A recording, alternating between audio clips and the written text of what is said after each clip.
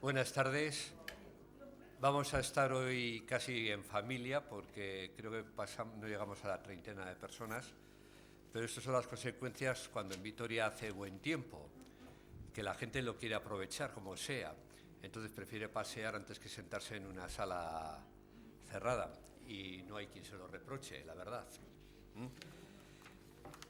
Bueno, la sociedad Landazuri ha organizado un ciclo de 16 conferencias sobre cultura gastronómica, arte y ciencia del comer. Esas 16 conferencias van a ser de lo más variopinto, tocando todos los temas relacionados con la gastronomía. Va a tocar temas que van pues desde lo que es el recetario de la cocina tradicional alavesa, a temas de la química de los alimentos, las dietas alimenticias, el nuevo debate entre la cocina tradicional y la nueva cocina, la cultura del beber y el comer a lo largo de la historia, desde el siglo XIII al siglo XIX, la historia del vino de La Rioja Alavesa, el pan ayer y el pan hoy, lo que el vino nos transmite, de comerse el mundo, de lo que se come en otro mundo. Este va a ser Ángel Martínez Salazar, que es el que dice que todo lo que nada vuela, o todo lo que anda nada vuela, a la cazuela. Luego el slow food, que es la comida pausada. Se va a dar también el decrecimiento de la alimentación ecológica, es decir, verdades y mentiras sobre la alimentación y los productos ecológicos, los retos de la restauración tradicional y la sociedad actual. Va a hablar de lo que es la comida rápida, la historia de las sociedades gastronómicas, que en un principio, hace un mes, estaba anunciada para hoy, que la iba a dar Anemias, pero el señor Anemias pues tiene otros problemas y no ha podido, entonces es Fernando González de Heredia el que nos va a hablar. Luego se va a hablar la gastronomía en las obras de arte, que lo va a hacer Pedro Luis Echevarría, que es un profesor de Historia del Arte, y luego duelos y quebrantos, el papel de la gastronomía y la literatura. Habría más conferencias y teníamos más temas para tocar, porque había otro tema que era modos y modas de comer y la etiqueta. Y luego también pues el tema entre lo que podía ser la diferencia entre nutrición, dieta y bromatología, que son tres temas completamente distintos y la gente piensa que es lo mismo. Entonces, todo esto es lo que queremos abarcar a lo largo de todo el año, empezando hoy hasta finales de año. Yo me imagino que tendremos suerte y vendrán más gente a las conferencias, aunque espero que en las próximas conferencias no tengamos buen tiempo, sino que esté lluvioso, o llueva, o haga frío o nieve, para que la sala se pueda llenar. Además, una sala que ya hemos tenido en muchas ocasiones la suerte de verla llena.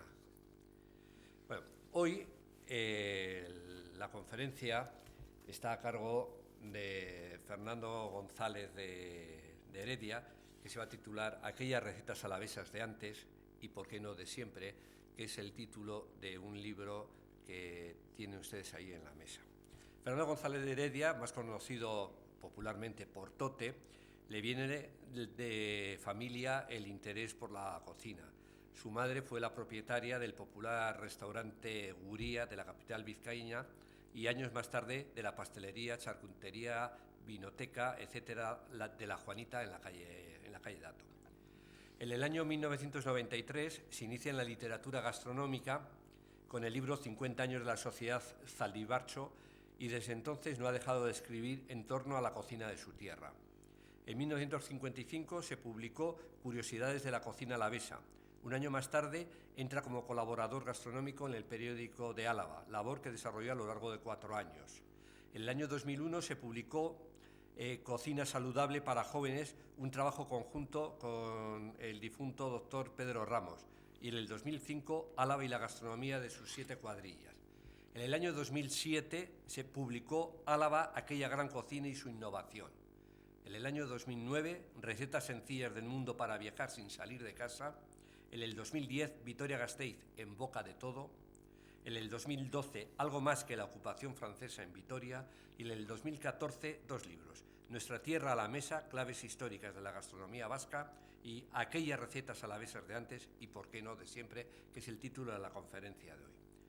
Fernando González de Heredia es miembro numerario de la Academia Vasca de Gastronomía y director de la revista Apuntes de Gastronomía y es colaborador gastrónomo en Radio Vitoria y Onda Cero. No sé si seguirás siendo. Ya no. Ya no, bueno. El presupuesto se acabó. Sí, bueno. Esta es la presentación de Fernando y yo creo que sin más preámbulos le dejamos la palabra a él. Bien, muchas gracias. Muchas gracias a ti y a la sociedad Landazuri por invitarme y por supuesto muchas gracias a todos vosotros por acudir. Si hubiese estado Verástegui, que el año pasado más o menos cuando se presentó en este mismo local la ocupación francesa en Vitoria, me dijo que yo ya no era Tote, que Tote era mi nombre como gastrónomo o como escritor de libros gastronómicos, que al escribir ya sobre la ocupación francesa y la batalla de Vitoria era Fernando. Bueno, pues vuelvo a ser Tote, porque he escrito otra vez de gastronomía. Antes de meterme en materia sobre el libro este, que es muy interesante y creo que a todos o a todas y a todos os gustará, tengo que hacer una pequeña aclaración. El libro que está ahí, Elkar ha tenido la amabilidad de traerlo porque tiene un algo muy especial. Cuando, según escribía yo el libro este, que coincidía con otro que también estaba escribiendo, que ahora os hablaré, porque ahora los escribo a pares, es increíble. Porque según te viene, ya sabéis, muchas veces cuando vas cogiendo confianza en la escritura, te vienen cosas solapadas. Yo no soy un escritor ni soy un historiador como aparece en un periódico El Historiador, no, yo no tengo el título de historiador. Puedo ser escritor y mal escritor, pero bueno, ahí ando. Cuando escribí este libro de aquellas recetas alavesas de antes, interrogación, ¿y por qué no de siempre? Enseguida os diré a qué viene esa interrogación y por qué viene. Escuchaba yo por los medios dramáticamente cómo hay niños que no comen, que pasan hambre. Como hay niños que tienen que ir a la escuela para poder hacer más de una comida. Al ver esto dije, ¿cómo puedo escribir un libro sobre gastronomía, sobre cocina, viendo lo que está pasando? Y entonces decidí que, aunque sea modestamente, todos los beneficios de este libro irán al Banco de Alimentos. Con lo cual quiero decir que todos los que compréis el libro os lo agradeceré y el Banco de Alimentos todavía más. Y ya puestos a ser un poco dramático, voy a contar un secreto que no había contado hasta ahora, para que conozcáis cómo es el mundo.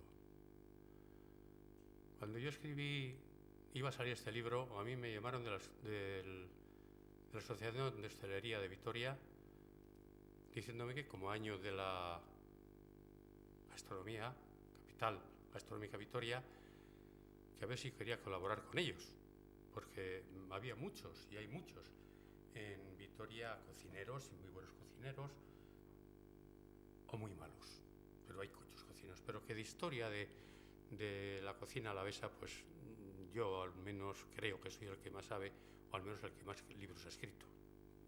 Como nadie ha escrito más, o sea, por supuesto que soy el que más ha escrito. Y a ver si quería colaborar. Dijo, sí, pero no sé en qué queréis colaborar. Hombre, ¿y si ese libro que vas a escribir lo venderíamos en los bares? Dijo, hombre, pues sería una bomba. Digo, ¿cuánto querréis que os lleva para vosotros, para el servicio? Dijo, hombre, si tú lo vas a dar, si lo vas a donar al Banco de Alimentos, nosotros tampoco queremos nada, ni un euro. Joder, pues estupendo. Entonces hice una tirada mayor de la que esperaba. Hice un cartel para que en los bares se anunciase, aquí tenemos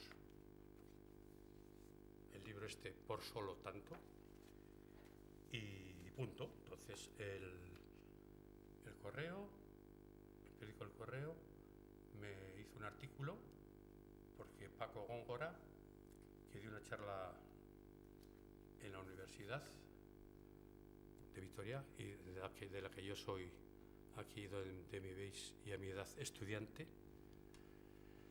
me dijo, ¿qué libro vas a sacar? Pues voy a sacar esto. Bueno, como le dije lo que iba a sacar, dice, pues es un tema muy interesante. Te lo va a publicar. Explica un poco de qué va y tal, me lo publicó. Y, incomprensiblemente, la reacción de los hosteleros vitorianos fue, si tú has tenido el protagonismo de salir en el periódico, nosotros no queremos saber nada de ese libro. Y entonces tuve que ir muy gustosamente a Elcar y a las librerías. Hay otros bares de Vitoria que lo van a tener, como puede ser, lo tiene, tampoco voy a andar yo de recadista por los bares, lo tiene el Felipe, lo tiene el Portalón. Y Elcar, pero claro, ¿qué ocurre? Elcar es una empresa que se dedica a ello y tiene un margen muy importante, como imprenta y como distribuidora. Entonces, ¿qué ocurre? Que el Banco de Alimentos va a ganar menos porque el protagonismo no lo han tenido los camareros ilustrados. Y lo he tenido yo. Obviamente, soy el autor, el editor y el que se ha gastado la tela en hacer el libro. Pero bueno, quiero que lo sepáis, porque el ayuntamiento también, cuando se enteró, turismo no lo podía entender y me han pedido una serie de ejemplares para venderlos y la Diputación también colaborarán. Pero bueno, con esto quiero que lo conozcáis. Perdón, no sé si me estáis oyendo hasta ahora, ¿no? No voy a repetirlo toda porque es un dramón, pero quiero que lo conozcáis. Hay un refrán que dice que el que con niños se acuesta, pues cagao se levanta. Entonces, el que con camareros, con todos mis respetos a los camareros, por supuesto, se acuesta, pues cada uno que saque sus conclusiones. Vuelvo para atrás. Yo he estado escribiendo, no he escrito un libro que espero que se publicará pronto, porque la editorial Nobel Paranifo, una de las editoriales más importantes de España, cuando se lo mandé a ver qué pasa, pues me llamó diciéndome que lo que iban a publicar, que era un libro muy bueno, y si Paranifo, editorial Nobel, lo quiere publicar, es que será un libro muy bueno. Se va a titular El estado de las gastronomías, no de las autonomías, de las gastronomías. ¿Por qué? Porque yo pienso, y así empiezo el libro, en que no se puede definir que existe una cocina española propiamente dicha. Existen muchas cocinas. No se parece absolutamente en nada la cocina de La Mancha a la cocina gallega. Es más, aquí se ha dicho que vais a hablar de Dolos y Quebrantos. Dolos y Quebrantos, que lo menciona Miguel de Cervantes en el Quijote de la Mancha, en 1600 y pico.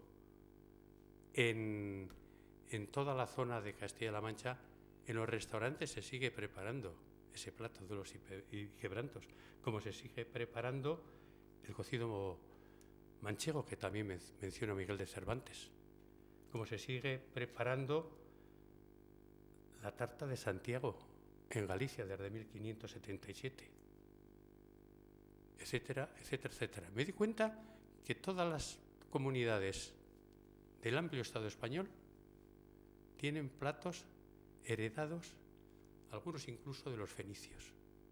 Es el caso de Cádiz, la antigua Agadir, en el que todavía el arte de pescar almadraba se sigue usando desde entonces.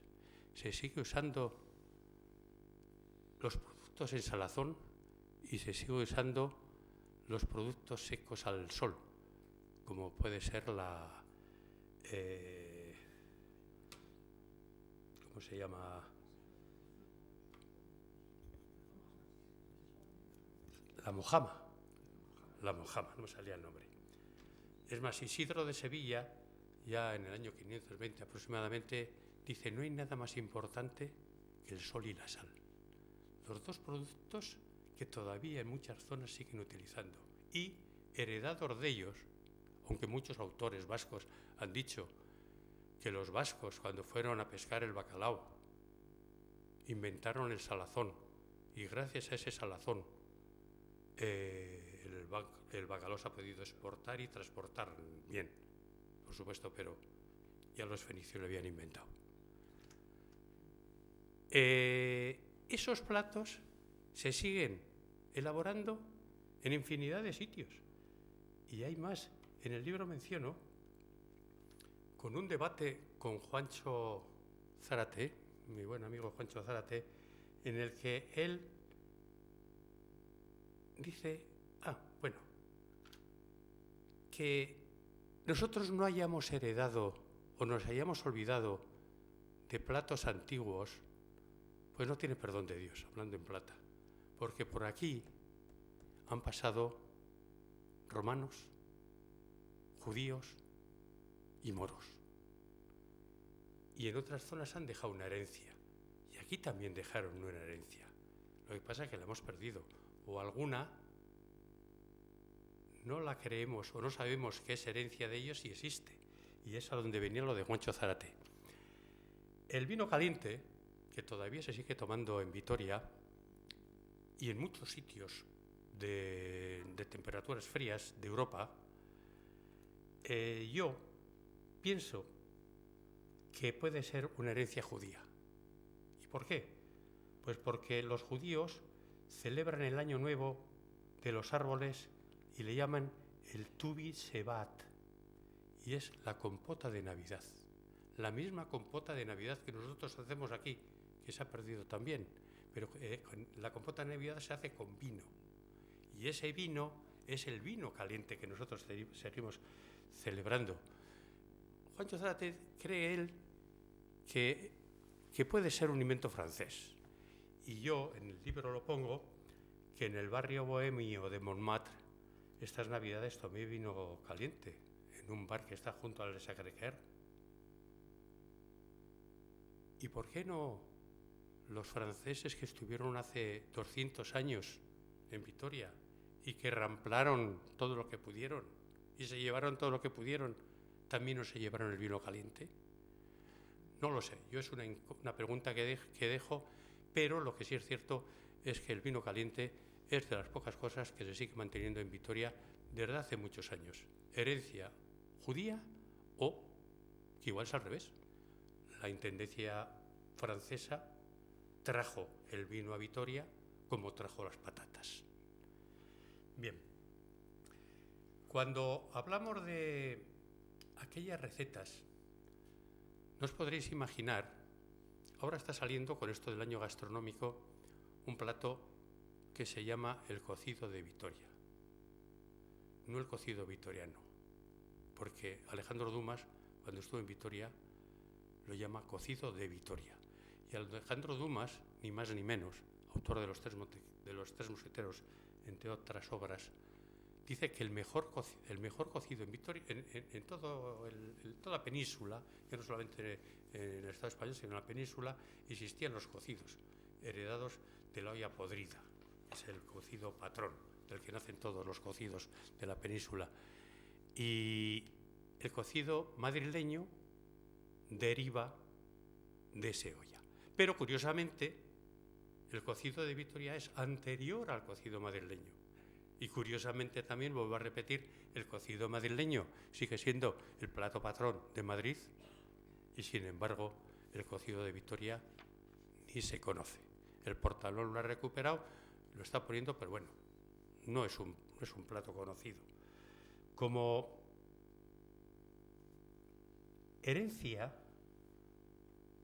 y aparece en el cocido vitoriano, de los moros heredamos el azafrán. Y curiosamente también en Álava, hasta no hace muchos años, se plantaba azafrán.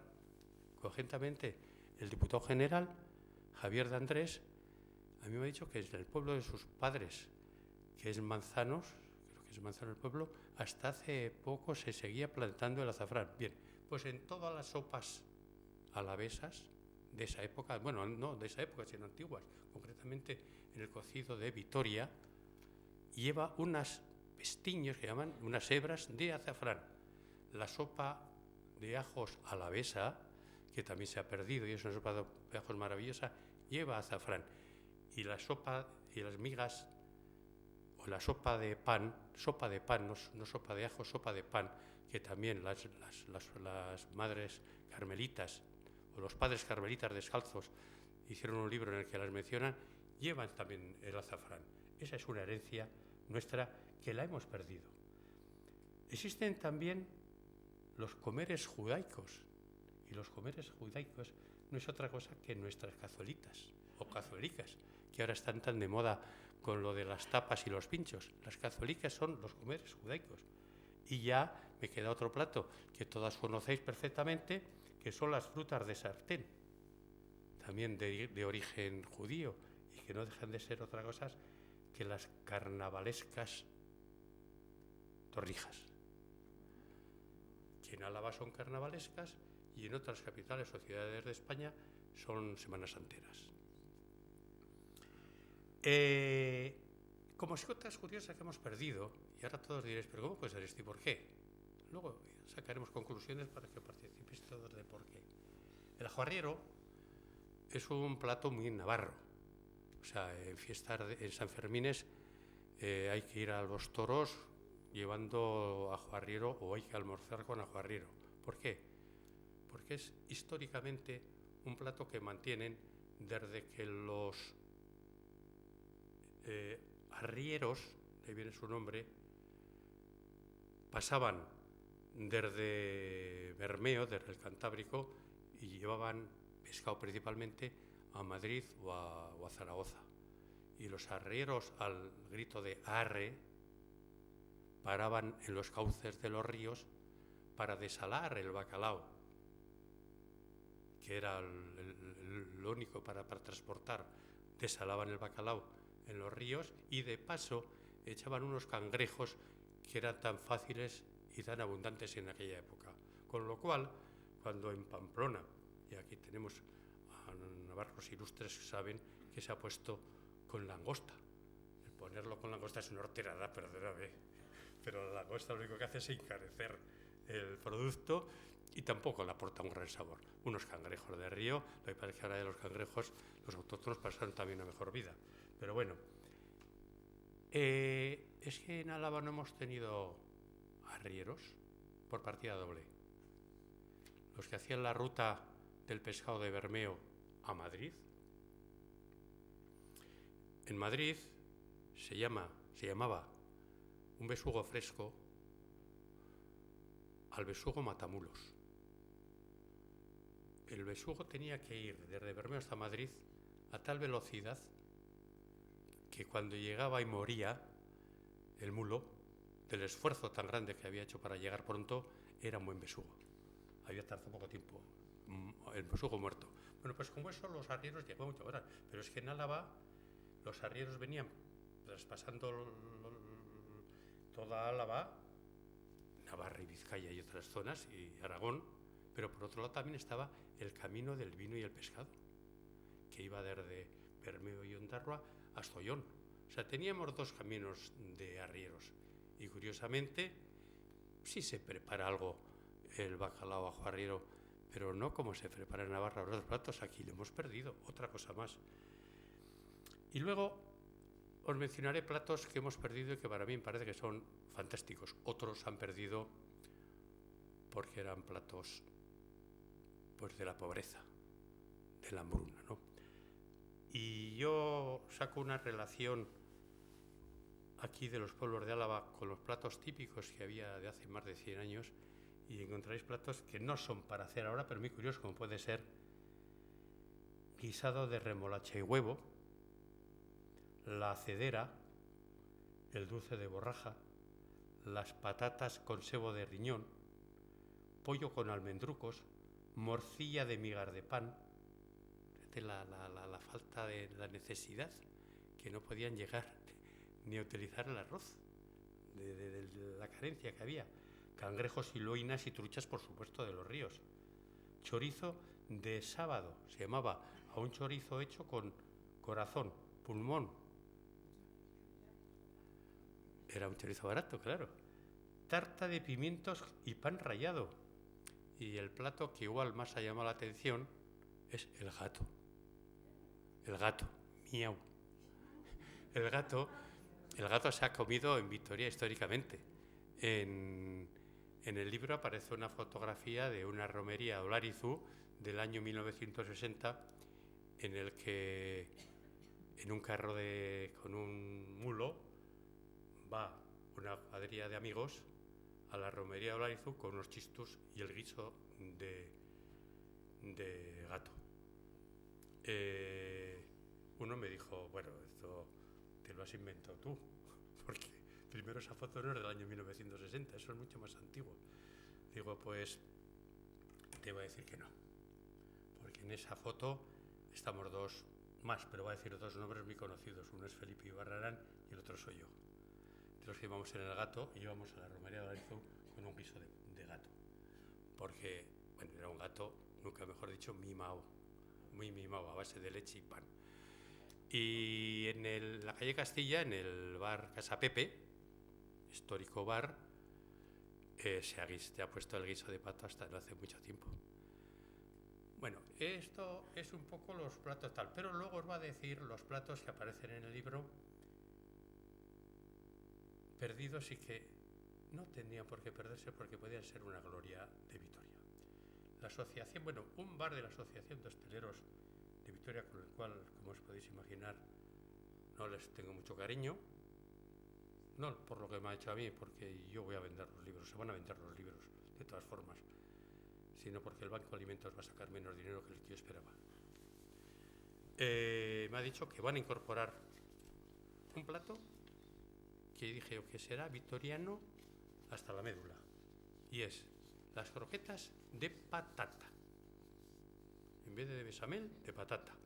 Y encima les vamos a poner, para darle un toque muy también de aquí, unos chichiquis, que el chichiquis no es solamente de Álava es el nombre, pero sí también una trufa.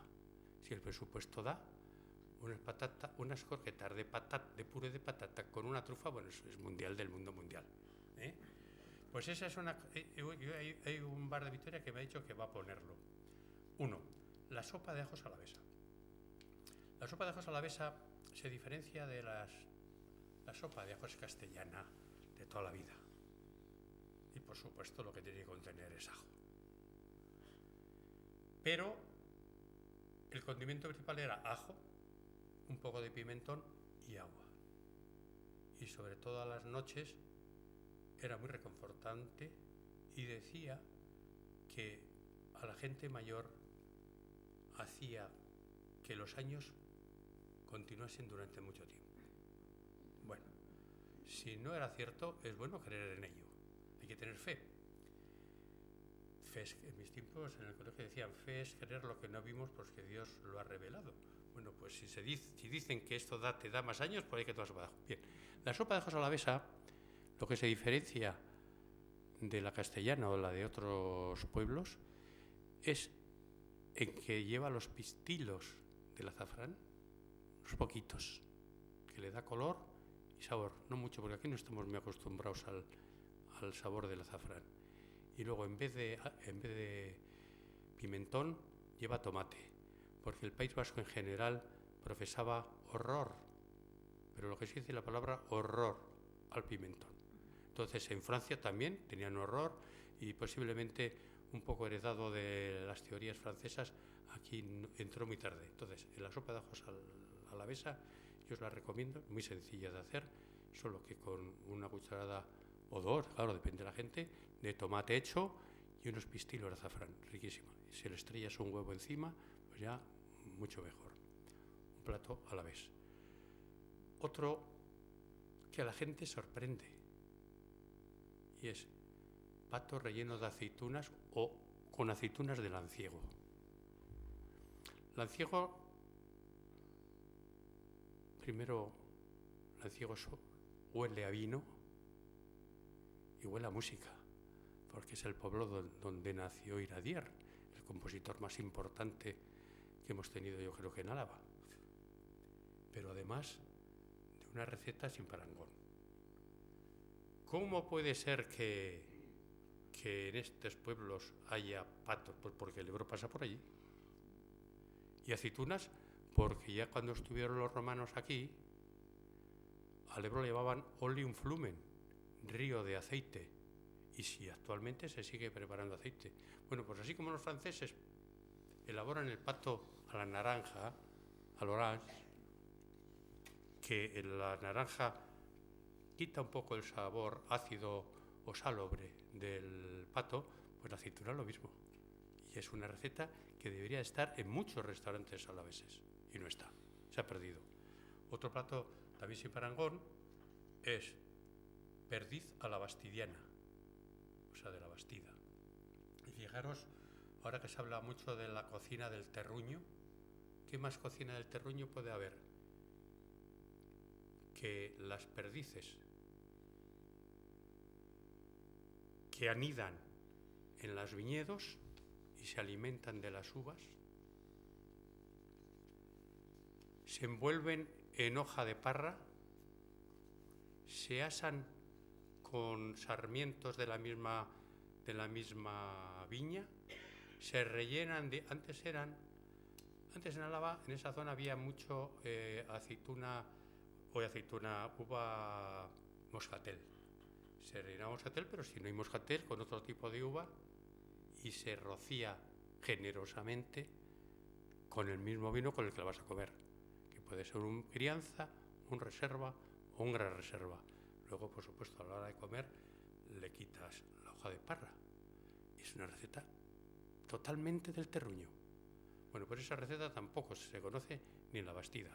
Y luego hay otra que es codornices a la vitoriana, que es una receta histórica del restaurante, muchos recordaréis el restaurante Garmendia, que estaba en la calle del Arca. Pues en el restaurante Garmendia venía a comerlas ni más ni menos que Ernest Hemingway. Entonces, Ernest Hemingway venía a comer la caza en Álava. Y en Álava hemos perdido la caza. Cuando precisamente la caza es la única carne que mantiene el sabor intrínseco y auténtico de la naturaleza misma. Las carnes actualmente estabuladas, alimentadas yo que sé con qué cosas, como los pescados de piscifactoría, no saben a nada. Y la caza sigue manteniendo su auténtico sabor. Y en Álava, igual de pluma ya no hay tanta, pero de pelo tenemos caza para dar y regalar, nos sobra. Jabalís, corzos, ciervo. ¿Por qué no en los bares, ahora que está muy de moda, porque el presupuesto no da para grandes cenas o grandes comidas, y está muy de moda los pinchos, las tapas, las cazuelitas, cosas de estas, poner el pernil de jabalí? Que curiosamente el jabalí no es como el cerdo, aunque deriva de él, porque el cerdo lo bueno son las patas traseras, los jamones, que es en donde se apoya, donde se asienta, donde se tumba. Si se tumba sobre el lado derecho es mejor la pata al jamón, la pata derecha que la izquierda. Bueno, pues el jabalí es al revés, donde tiene la fuerza en las patas delanteras. Por eso es pernil, la pierna del jabalí. Bien adobada durante una semanita en el frigorífico, con todo hierbas, vinos blancos, jereces, coñas, lo que sea, y luego al horno. Y ese pernil de jabalí fileteado, qué hambre eso se está haciendo, ¿eh? Fileteado en lonchas como si sería un jamón de york, es exquisito. Y eso tampoco existe en Álava. Y tenemos jabalís, y tenemos corzo, y solomillo de corzo, y mercado de etcétera, etcétera, etcétera. Bien. ¿Qué más? Por decir unas cosas, porque para eso tenéis que comprar el libro y ahí veréis todas las demás cosas que viene. Otra cosa mía alavesa. Hay una receta nido de abejas. Se llama nido de abejas porque está hecho de miel. Miel es otro de los grandes productos que tenemos en Álava, y la miel, pues, no sé, tampoco se consume tanto. Bueno, pues eso es un poco unas ideas de las muchas y buenas cosas que hay en Álava. Otras son para quitar el hambre, entonces esas puedes tomarlas como curiosidad. No voy a decir ahora que empecemos a guisar el gato, ¿no? Pero muchas de estas cosas, las sopas, por ejemplo, también digo yo en el libro, si se siguen en muchos sitios de pastoreo preparando las migas de pastor, obviamente, no es que sea el plato maravilloso, pero ¿por qué no algún día, por una unas miguitas, no tan básicas ni con sebo, sino con buenos aceites y con acompañamiento, lo que sea. O sea, hay muchas cosas que se han perdido que yo creo que debería recuperarse. Bueno, y con esto yo os dejo para que me preguntéis lo que queráis. Muchas gracias. Sí, dime. Yo quisiera hacer una modestísima observación sobre el vino cocido y después sí una pregunta de lo que usted nos ha contado de esta ausencia cultural del patrimonio propio de una cocina. La primera, es conocido en la tradición gastronómica romana el vinum coctum, Sí, que es de ahí viene la forma vino cocha, sí. es como se dice tradicionalmente en amplias zonas de España. Yo creo que posiblemente esté en relación con un producto muy natural en toda la cuenca mediterránea norte. Quiero decir, España, Francia, Italia, etcétera, Grecia. Bueno, después viene la tradición musulmana y es posible que donde hubo viñas en época greco-romana se perdieran estos usos. Sí. Bien, respecto de lo otro, esto sí que resulta un poco doloroso, el ver la ausencia de cultura gastronómica en los caros, muy caros restaurantes de estrellas. Ya. Me da la impresión de que en su estulticia, y no la de ellos, sino probablemente de los gurús que dan las estrellitas, no tengan ni idea de lo que usted nos ha ido explicando. Porque cuidado que hay platos riquísimos como los que acaba usted de decir. Sí. Y eso sí que resulta doloroso porque estos señores debieran, si no son tontos, arriesgarse un poco por lo propio y no por añadir una cocina que es prácticamente casi paneuropea ya, ¿no? ¿Por qué no estimularles? ¿Por qué no, yo no sé, desde la televisión, los periódicos, incentivarles a estos señores cocineros que algunos se lo creen? Sí, se cree que son a polvo quiz, casi todos. patrimonio, sobre todo el más gustoso, como usted ha dicho muy bien, no el pobre, Ya, porque parece que ahora somos todos califas, ya. pero sí estos platos tan ricos, la codorniz, la perdiz, el caballito y otros más. Sí. Sí, bien, vamos a ver si sé contestarte a todo lo que me has dicho. Lo primero que me has dicho de aquellos platos antiguos, muy antiguos de vino y relacionados con el vino. Y bueno, primero hay que hacer una salvedad. Tampoco tenemos que remontarnos tanto a la época de los romanos, porque el vino que se elaboraba entonces aquí pues era un vino muy mediocre. Entonces no era un buen vino. Sin embargo, de esa época un poco posterior, todavía en La Rioja se sigue preparando el arrope. Sí, también en Navarra Y en Navarra, que es una derivación de aquellos vinos. Y es en postre. Bueno, aquí también lo pongo en el libro. No es una cosa, es como un membrillo, es una cosa hecha, no es como una cosa como para ahora por hacer, pero bueno, que se sepa que existe, que no se pierda. Como por ejemplo. Sí, todavía hay sitios. Y es más, hay otro plato que en La Rioja todavía se hace algo que se llama el bolo volado. Es una cosa, dicen que es el plato más antiguo de Álava. Y es a base de bacalao, arroz y pimiento de cuerno de cabra. Tiene que ser de cuerno de cabra, no al otro pimiento. Según dicen, todavía en La Bastida o por ahí lo suelen poner parando, pero por encargo. ¿Qué tiene este plato? Que no tiene absolutamente nada que ver con la paella ni cosa parecida. Es un arroz con bacalao caldoso. Y el pimiento de cuerno de cabra le da un toque especial. Muy fácil de hacerlo, pero muy difícil de lograr el punto adecuado. Pero ese es el plato, dicen, más antiguo que existe en Álava. Bueno, ese también, no está. Pero, por ejemplo, a lo que me has comentado, voy a intentar continuar con lo que me decías.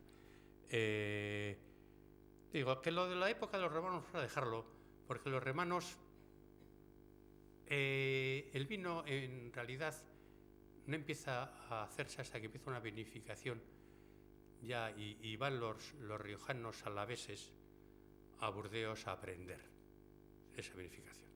Concretamente Hay un cura que ahora, el canónigo, que ahora no recuerdo. Sí, de la Bastida.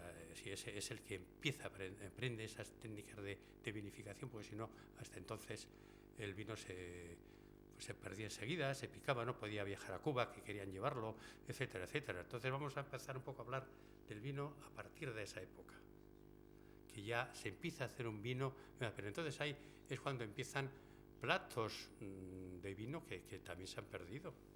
Por ejemplo, hay un plato aquí de los carmelitas descalzos que es patatas al vino tinto, y es también de esa época. Pues lo más significativo que podía haber en casa, patatas y vino. Pero fíjate, si estamos hablando de que están perdiendo las cosas, y este plato, a este paso, las patatas van en Álava en carencia totalmente. A este paso, dentro de unos años no hay patatas tampoco en Álava, o habrá como una cosa que, no sé, se pagarán al millón. Pero ya, yo que vivo en Argómaniz, veo los campos antes de patatas y ahora ninguno. Ahora lo que se planta más, y ahora está todo sembrado, son cebada de Malta para hacer cerveza. Ahora, el aldeano alavés de tonto no tiene un pelo. Y claro, y hace muy bien, yo haría lo propio. ¿Con la patata qué me da? Si resulta que me están trayendo patatas de todos los sitios del mundo y me pagan poquísimo, sin embargo las cervezas, el 10% de la cerveza que se consume en Iberia, o sea, incluyo Portugal, es de cebada alavesa y pagada, muy bien pagada. ¿Por qué? Porque ese tipo de cebada de Malta no es que sea del pueblo del país de Malta, sino que es un tratamiento que se le hace luego el malteado, ¿no? Que es especial para elaborar cerveza. Pues parece que la malta de aquí todas las fabricantes importantes, todas las cervezas importantes que se venden en Iberia son, el 10% se dice pronto, son de cebada de aquí. Entonces, ¿qué ocurre? Que si la patata no da, plantaremos cebada, igual hay que volver a plantar azafrán. Me parece que habría que guardarla con policía, porque el azafrán suele alcanzar precios al nivel del oro. O sea que, claro, pero bueno. Tal. Entonces, no sé qué otra pregunta me has hecho. Se me ha ido. Bueno, la caza.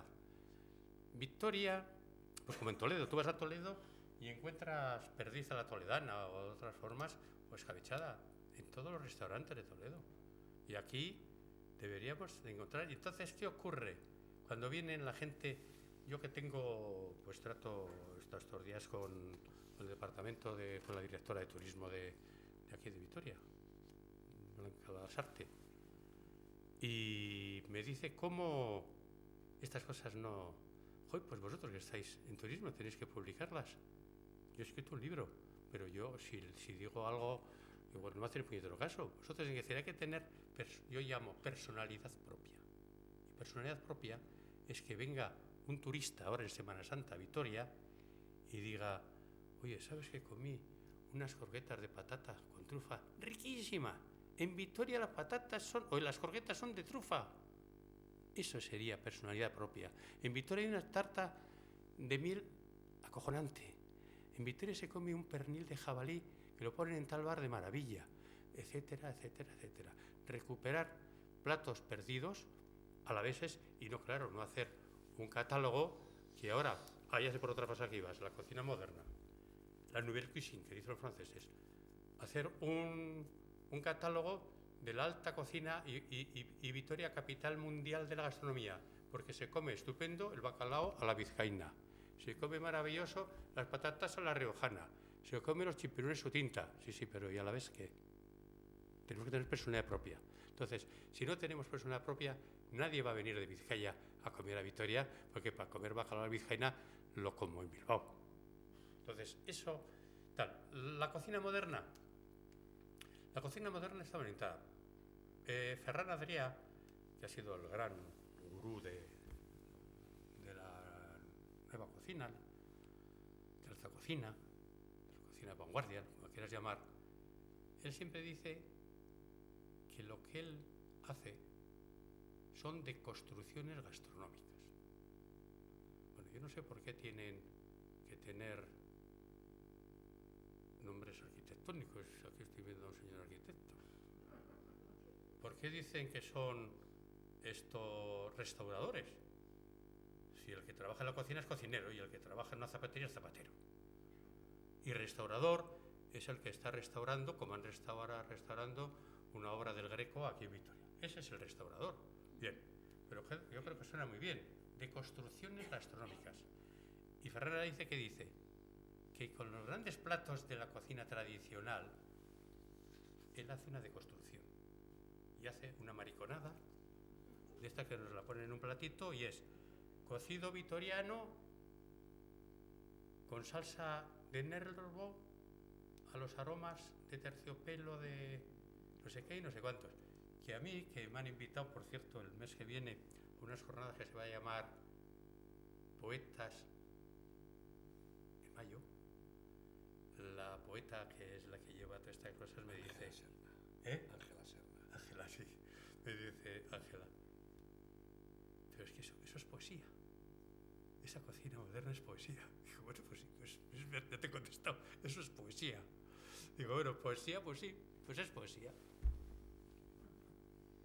Y esos nombres tan rimbombantes y así de largos, y luego te ponen un plato así de grande y un cacharrito aquí, bueno, pues eso es poesía.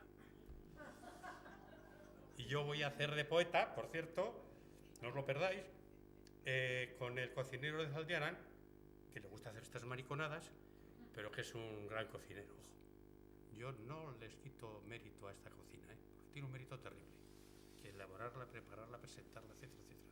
Bueno, pues vamos a hacer un dueto en el que yo tengo que lanzar unos versos sobre la cocina tradicional y él sobre esa cocina pues hará esas deconstrucciones gastronómicas.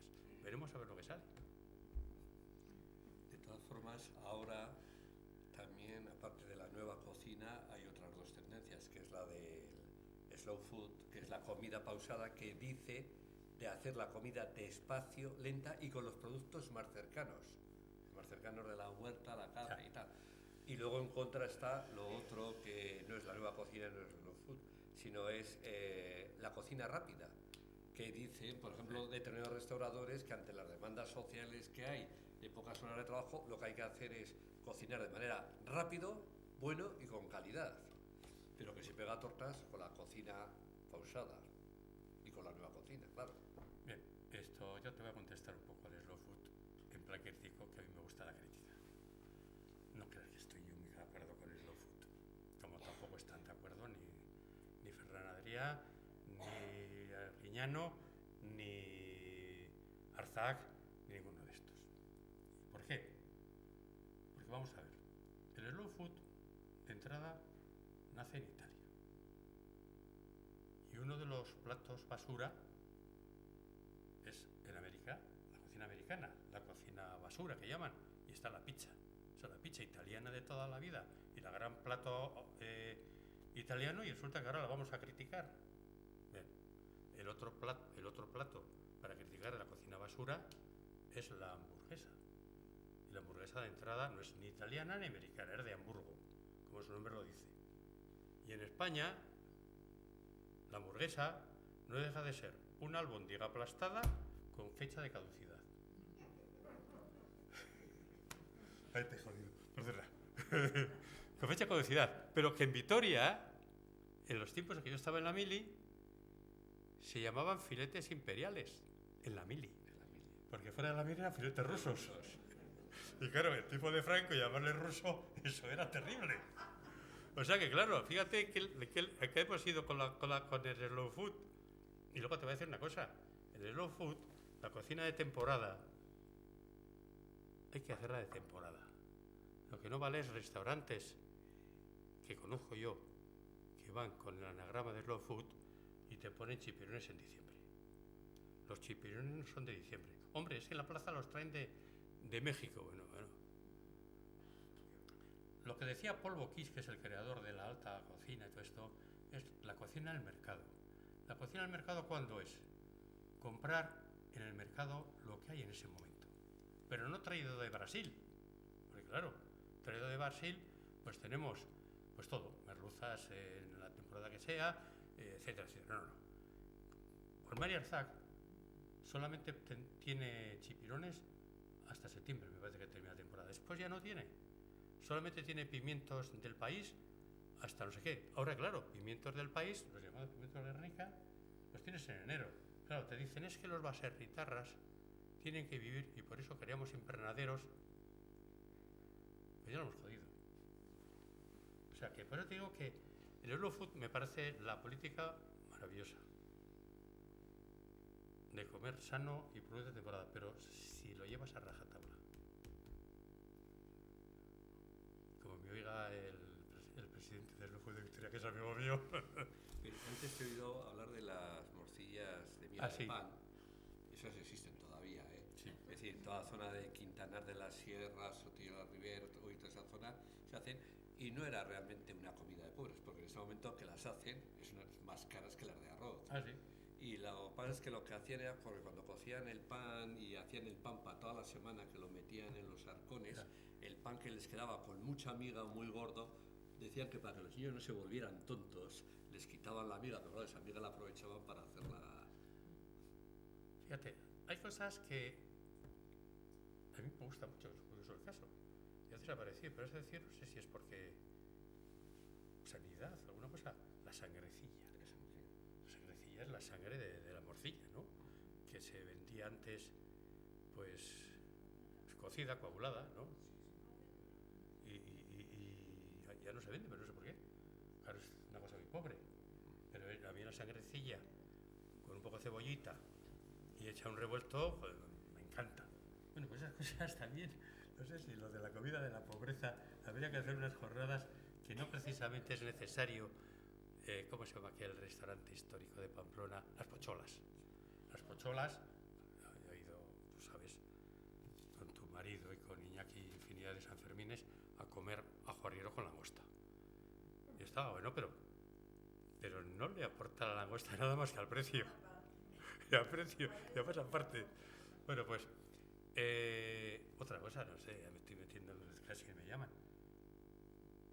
El aperitivo de Victoria en Fiestas de la Blanca eran los cangrejos de río. Bien, los cangrejos de río ya han pasado a la historia los autóctonos.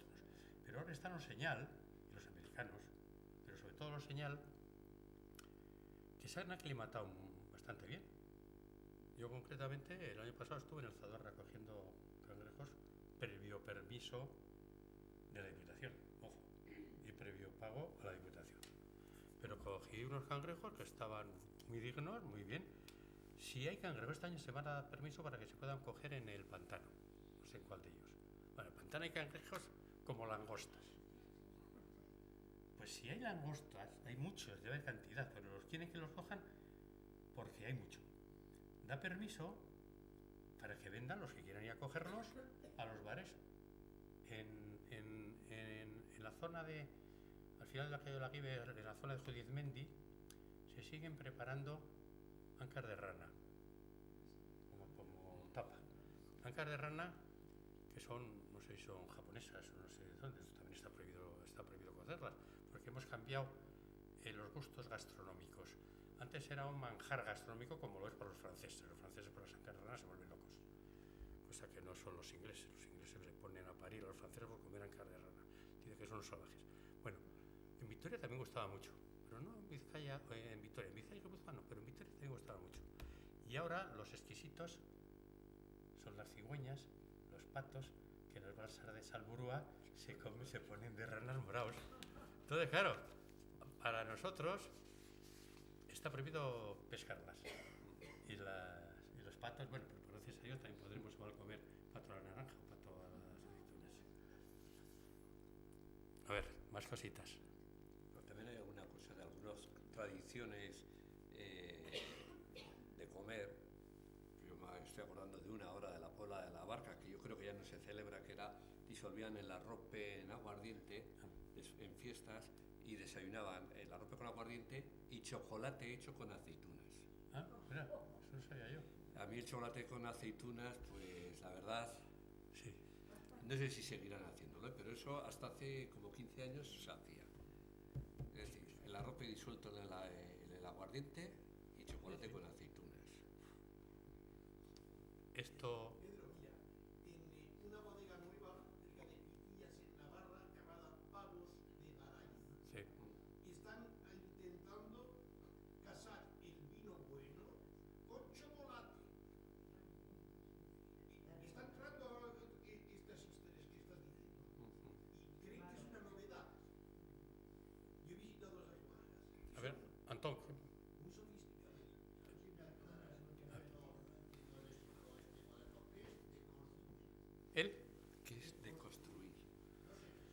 Pues este es un hombre, ya sabes que Ferran Adrià está considerado como un genio, el genio de la cocina, y emplea esas palabras un poco especiales.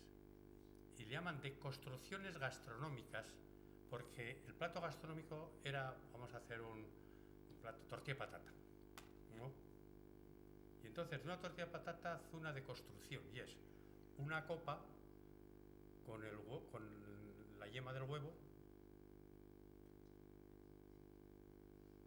pero ya hecha crema, que la mezcla con nitrógeno líquido y entonces es no sé qué. Encima la clara, que también la pone no sé cuántos, y las patatas que las parten tiritas en esto y las pone con otra cosa rara. Entonces, ese plato es una deconstrucción gastronómica de la tortilla de patata. ¿Que estará rico? Por supuesto. Es una deconstrucción. La diferencia está en la tortilla de patata, sin más, si la haces bien. Mira, aquí en Vitoria tenemos el Saburdi, que hace una deconstrucción del huevo frito. No os habéis comido nunca el pincho de huevo frito, se llama. Y es como una croqueta que dentro está el huevo entero, la yema del huevo entera. Entonces en el bar te dicen que no cojas la croqueta y la muerdas, sino que te la mientas entera la boca y la mastiques para que no salga toda la yema. Pues eso es una deconstrucción del huevo frito. Con la diferencia que un pincho de tortilla de patata pues te puede costar €1 o 1,50. Y una copita de esas de Ferran Adrià pues te puede costar, vas a decirte, pues 3.000 euros.